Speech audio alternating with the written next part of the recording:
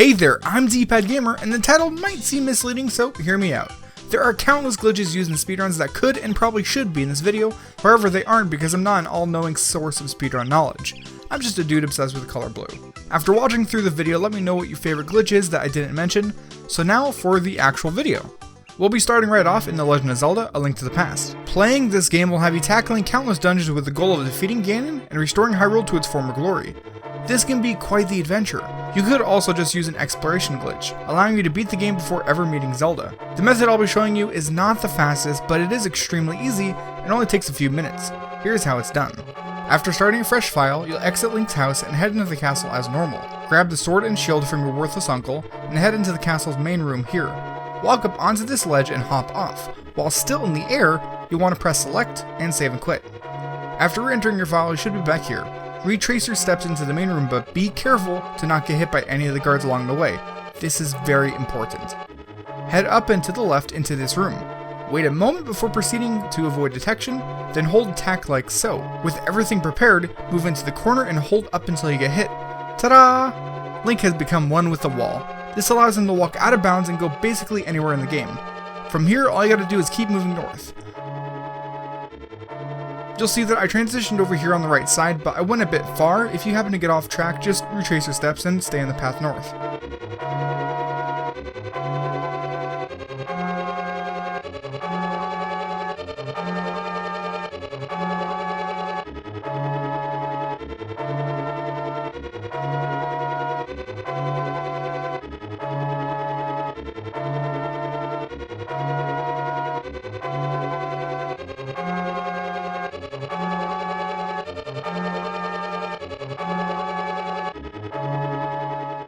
Eventually, oh look, it's Ganon. The battle sure is going to be difficult, and the game's over, just like that.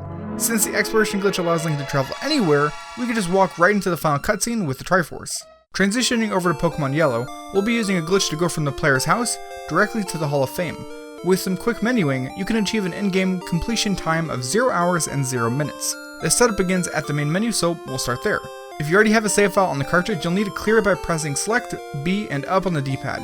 This will allow you to erase the data. Now start up your file and choose Ash as the player's name and Blue as the rival's name. This is important for a reason that I do not understand. From here, go downstairs and move to this specific tile. Open up the menu and save the game, but be ready to reset your Game Boy right after the yes/no menu disappears, but before the text box changes. The desired effect is that when you start the game back up and check your file, it'll be there. And in the game, you can actually access the blank Pokemon menu. If anything else happens, just go ahead and reset your run. Now, this menu has 11 rows, but only 9 are on screen, so here's a rough visualization of what's going on. Press A on any of the slots between 1 and 9, and switch it with slot 10. Then, with your cursor off screen, swap the unseen 11th slot with slot 9. I hope that makes sense. Once that's done, back out and move into the item menu. Hold down until your cursor eventually stops flashing, and press A. Now, things get real fun. You want to press down, A, down, A. This should allow you to move through the list. Find the first Master Ball and press select on the item right below it. This can say basically anything. Move down to the next Master Ball and press select again. Now you want to toss out 68 of this item. How many you toss out will affect where you get taken when you exit Ash's house. Tossing 68 happens to take us straight to the Hall of Fame. Once you've tossed out whatever that was, the room should change from blue to green.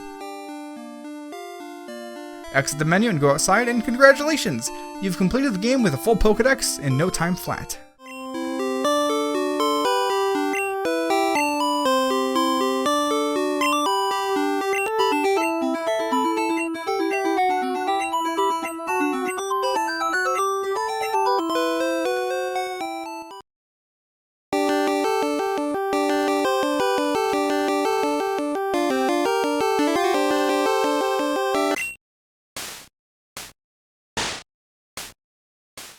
Number 3 takes place in The Legend of Zelda: Ocarina of Time.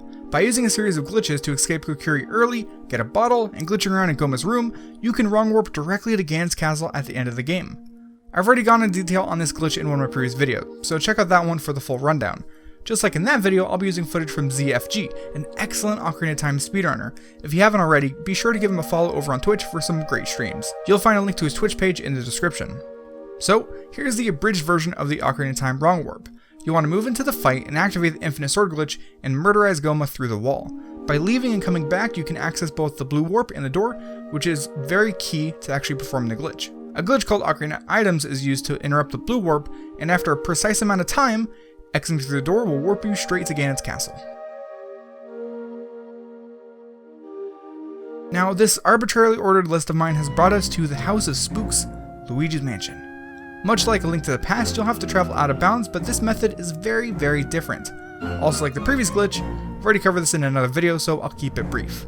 Right after the fight against Chauncey, by holding up and to the right, you can get behind the chest before it spawns. A quick tap on the wall will push Luigi right through the other side, and then he has to go on a bit of walk. Out here, you're actually moving on top of the first floor ceiling, so none of the second floor textures are loaded. That does make things difficult, but with some well-planned movement, Luigi can eventually drop all the way down to the basement where he can access the final battle directly. It turns out when you ignore all the locked doors, this game is pretty short. Finally, Super Mario World is home to a ridiculous glitch called Credits Warp. In the very first level, by doing a couple of glitches with some pixel-perfect placement of some red shells, you can jump straight to the game's credits. I don't think I could actually explain this properly, so I'll leave it to an expert. For an in-depth tutorial of how to do this yourself, check out SethBling. In the description, you'll find a link to his beginner-friendly guide for the Credits Warp. Oh hey, the video's over with a really abrupt ending. I'm sorry, but I hope you enjoyed this video because I really just wanted to show off some awesome glitches, and that's what I try to do.